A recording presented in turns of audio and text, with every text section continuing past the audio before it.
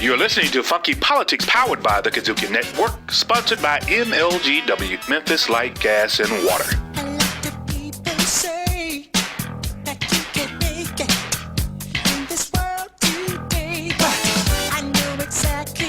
You're listening to Funky Politics, powered by the KUDZUKIAN Network. As always, DC sitting here right along with a very capable co-host, Doc Ward. Doc, how are you again this evening, sir? I'm more than capable. More than capable. We are visiting this evening with Paulo Nunes-Ueno, who happens to be a wonderfully talented expert on sustainable transportation and effective urban solutions based in Seattle.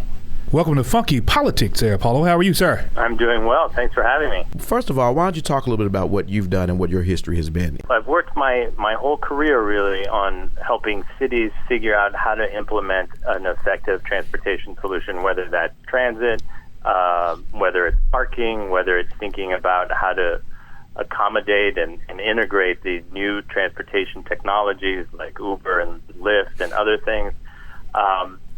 Bikes have been part of my portfolio.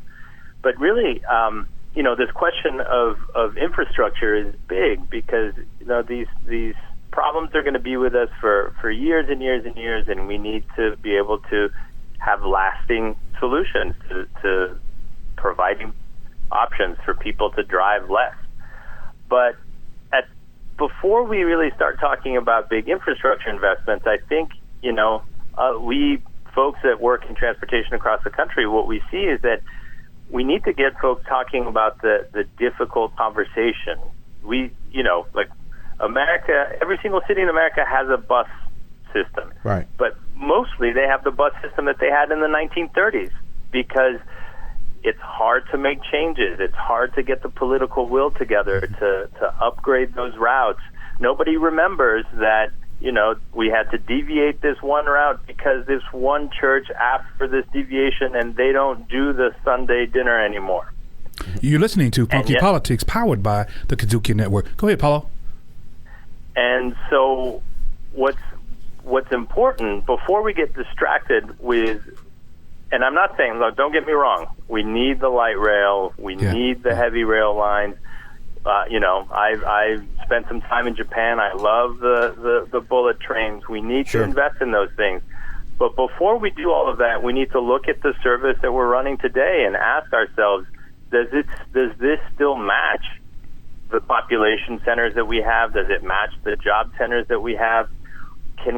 What can we do to make the buses easier to use? Well, can you do this? Can you talk a little bit about, because I get it 100%, about how important it is that a transit system in any major city is not just looked at as a means for people that can't afford cars or people that are economically disadvantaged to get from point A to point B. A true effective bus system is one that serves the community and actually becomes a symbol or an opportunity for growth for everybody from all classes. Can you talk a little about, because I think the stigma, the first thing when people don't want to move forward is that they stigmatize what buses are about. Because as you said, historically, and let's just be real with it, the bus system was a manner of getting people from, getting black people from their neighborhood to go serve white people in their homes and be home workers and gardeners and all these other things. But it's much more than that now with these changing times. So can you talk a little bit more about that aspect of it, about how important it is for a good road or bus transit system to work that benefits the entire community? Well, I think that we neglect our bus systems to our peril, really, because a good, effective transportation system, and it starts with having the backbone of a bus network that works and serves everybody in the community, like you're saying. You know what that is? That's ultimately the sign of a healthy community.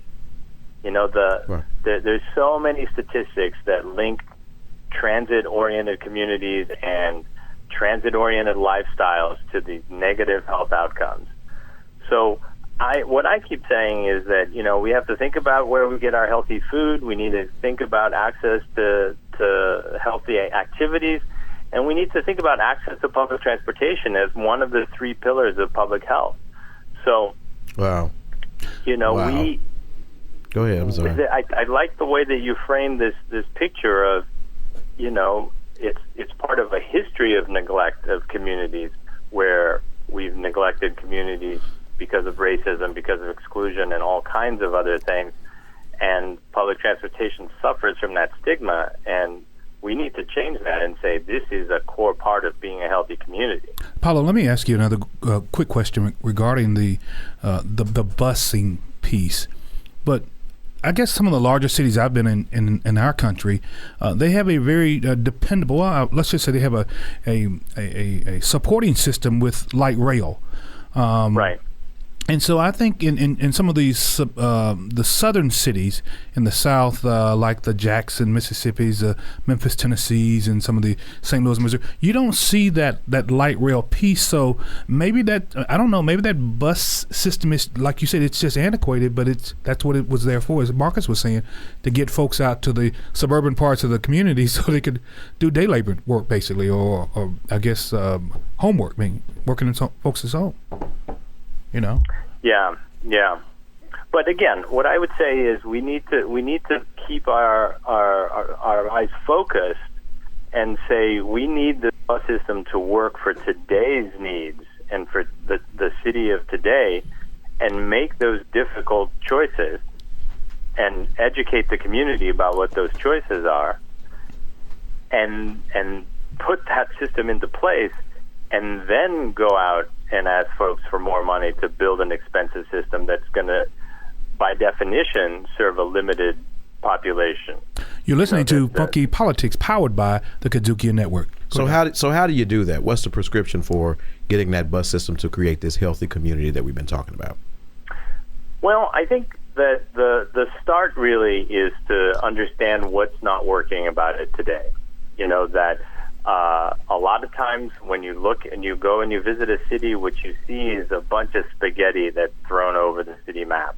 Mm-hmm. And literally people don't remember why these routes are designed the way that they are, because they're from 100 years ago. Mm-hmm.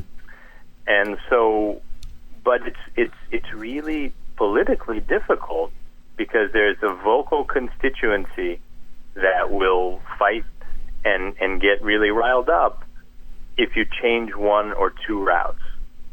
And so over time, people get very entrenched in the agency side in sort of keeping this. I haven't looked in great detail at the Memphis system, so this is not a criticism of what's going on there necessarily.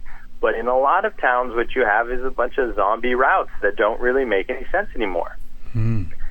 And so you need to, and yet if you go one by one, it's a difficult conversation with the public. So you need to have a larger vision so that you can go out and have something that people can say yes to. They say, all right, all of these routes are going to change. We're going to start from scratch.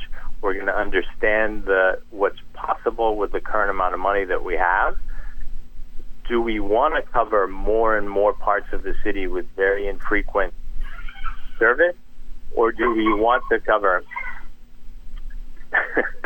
You might want to start that again, because I've got. Oh, that's okay. That's one of those pieces we had a guy. We good. Keep on going, man. We gotta have kids. Yeah. We all got it. So what you're faced with really is coming up with a large vision that's positive, that people can say yes to, and give up some of the things that they think that they need to fight tooth and nail to keep, that may not be working altogether that well today. Well, you were speaking about the zombie routes, and I think from looking at it from an urban standpoint here in the South, especially in some of the cities I've been in, I think you're right. But how, like the political will? You talk about the political will. How many board of commissioners of these transit authorities are willing to make that type of decision? Say, look, that doesn't work anymore. If you got a route, an effective route, and it only carries about 25 persons between the hours of 6 a.m. and 11 p.m. at night, then we may need to look at doing something different. But that route's been around for 50 years, though. Right. So who comes up with the will to say, hey, look, it's time to do something? I guess it's leadership, though, right? From the top. It is leadership. Yeah, it is leadership, but there's a process. Yeah. That there's a process of engaging the public in a conversation about what is transit for, how can we make it better, what do people want, and then there's a process of engaging with transit planners to design alternatives and actually look at them. And I think what happens often, though, is that we get distracted by the shiny object. You know, we think the system is too hard to fix, so we're going to throw a light rail line on top of it, or we're gonna do one bus rapid transit line on it without looking at the system as a whole. And sometimes what happens there is that generates a lot of resentment, because we're creating a two-tiered system that some neighborhoods are getting all of the love. They're getting this fancy new bus or this $1 billion light rail line, and everybody else is still stuck in traffic with the old bus. You're listening to Funky Politics, powered by the KUDZUKIAN Network.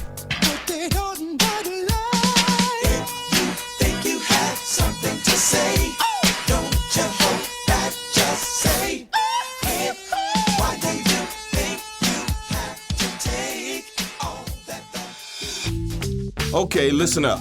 This is Samuel L. Jackson, and I want to talk to you about energy conservation. If your idea of energy conservation is sitting in a hammock underneath a tree, then I'm talking to you. I want you to weather strip around the windows and doors. Use compact fluorescent light bulbs. Repair leaky faucets and toilets. Don't waste energy. Don't make me have to come to your house and inspect it. Call 544-MLGW or go to MLGW.com and tell them Samuel L. Jackson sent you.